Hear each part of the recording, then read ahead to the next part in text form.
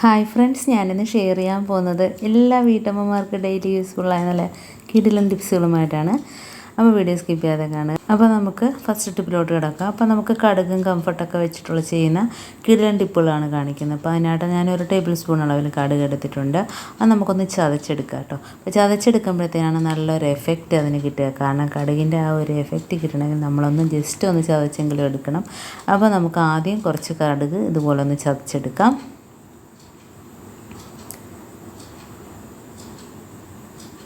അപ്പം എൻ്റെ ഈ വീഡിയോ ആദ്യമായിട്ട് ആരെങ്കിലും കാണുന്നവരുണ്ടെങ്കിൽ പ്ലീസ് ഒന്ന് സബ്സ്ക്രൈബ് ചെയ്ത് സപ്പോർട്ട് ചെയ്യാനും കൂടി മറക്കരുത്.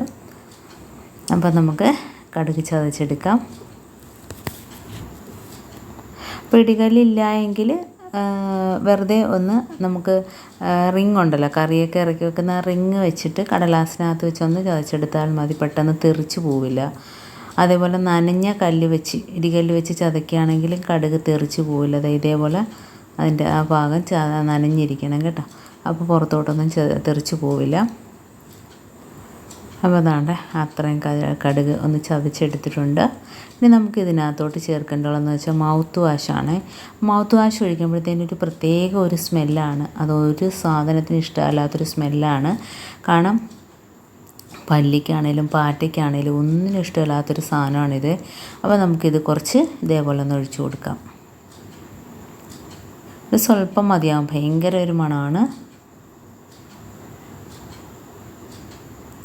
അപ്പോൾ ആ മരുന്നിനകത്ത് കുറച്ച് വിനാഗിരിയും കൂടെ ഒഴിച്ചു കൊടുക്കാം. വിനാഗിരിയും അതേപോലെ തന്നെ മൗത്ത് വാഷും കടുകും ഭയങ്കര ഒരു എഫക്റ്റാണ്. ഇതിനകത്ത് നമ്മുടെ കയ്യിലുള്ള പഴയ സ്പോഞ്ച്, ഇതേപോലത്തെ ഏതെങ്കിലും സ്പോഞ്ചോ അതല്ലെങ്കിൽ ഇതൊന്നും ഇല്ലെങ്കിൽ ടിഷ്യൂ പേപ്പറോ ഇതേപോലെ ഒന്ന് ആ വെള്ളത്തിനകത്തോട്ടൊന്ന് മുക്കിയിട്ട് നമുക്ക് പല്ലിയും പാറ്റയൊക്കെ വരുന്ന സ്ഥലത്തൊന്ന് വെച്ച് കൊടുക്കാം കേട്ടോ. വളരെ പ്രയോജനമാണ്. കാരണം ഈ ഒരു സ്മെല്ലടിച്ചിട്ട്, കാരണം സ്പോഞ്ച് ആകുമ്പോൾ അതിനകത്ത് കുറേ ദിവസം ഈ ഒരു സ്മെല്ല് നിൽക്കും. എന്നിട്ട് ആ ഭാഗത്ത് ഉറുമ്പോ പല്ലിയോ പാറ്റയോ ഒന്നും തന്നെ വരില്ല. എല്ലാവരും ഇങ്ങനെ ഒന്ന് ചെയ്ത് നോക്കുക. ഇതേപോലത്തെ കൊച്ചു ടിന്നിനകത്ത് ഇതേപോലെ തന്നെ നമ്മൾ സ്പോഞ്ച് മാറ്റാതെ തന്നെ വെച്ച് കൊടുക്കുക കേട്ടോ. കിച്ചണിലൊക്കെ ആണെങ്കിൽ ഇതേപോലെ തന്നെ വെച്ച് കൊടുക്കുക. ആ ഒരു സ്മെല്ല് അതിനകത്ത് കുറേ ദിവസം നിൽക്കും. അപ്പോൾ നമുക്ക് പല്ലി പാറ്റ ശല്യമൊക്കെ ഒഴിവാക്കി കിട്ടും കേട്ടോ. ഇതേപോലെ തന്നെ വയ്ക്കുക. ഇതെല്ലാമെങ്കിൽ നമുക്ക് ആ സ്പോഞ്ച് അതിനകത്ത് മുക്കിയിട്ട് ആ ഒരു വെള്ളത്തിനകത്ത് മുക്കിയതിന് ശേഷം നമ്മുടെ എവിടെയൊക്കെയാണോ പല്ലി പാറ്റയൊക്കെ വരുന്നത് ആ ഭാഗത്തൊക്കെ വെച്ച് കൊടുക്കുക. അപ്പോൾ കണ്ട ഇതേപോലെ തന്നെ വെച്ച് കൊടുക്കുക. ബാത്റൂമിൻ്റെ ഭാഗത്തൊക്കെ ഇതേപോലെ വെച്ച് കൊടുക്കുകയാണെങ്കിൽ നമ്മൾ പല്ലിയൊക്കെ കടന്ന് മേയുന്ന ആ ഒരു ശല്യം ഒഴിവാക്കി കിട്ടും. അതല്ല എങ്കിൽ ഞാൻ പറഞ്ഞ കണക്ക് ഓരോ പീസ് ഇതേപോലെ മിക്സിയുടെ പുറത്ത്, കാരണം മിക്സിയുടെ പുറത്തൊക്കെ നമ്മൾ അരപ്പൊക്കെ ആട്ടിയതിന് ശേഷം ഇതിൻ്റെയൊക്കെ വേസ്റ്റ് കാണും. പല്ലിയൊക്കെ ഓടുന്നതുകൊണ്ട് നമുക്ക് ആ ഭാഗത്തൊക്കെ വെച്ച് കൊടുക്കുക. അതുപോലെ ഗ്യാസ് അടുപ്പിൻ്റെ മുകൾ ഭാഗത്ത് വെച്ച് കൊടുക്കുക. കിച്ചണിൽ പിന്നെ ബാത്റൂമിൽ അങ്ങനെ പല സ്ഥലത്ത് നമുക്ക് വെച്ച് കൊടുക്കാം കേട്ടോ. നമുക്ക് അടുത്ത ടിപ്പിലോട്ട് കിടക്കാം. അപ്പോൾ അതിന് ഇതേപോലെ ഒരു കുറച്ച് കടുക് ഞാനൊന്ന് ചതച്ചെടുക്കുകയാണ്. അതും വലുതായിട്ട് ചതയണമെന്നില്ല, ഒരു ജസ്റ്റ് ഒന്ന് ചതച്ചെടുത്താൽ മതി. അപ്പോൾ നമുക്കതൊരു ഇതേപോലത്തെ ഒരു ടിന്നകത്തോട്ടാക്കാം.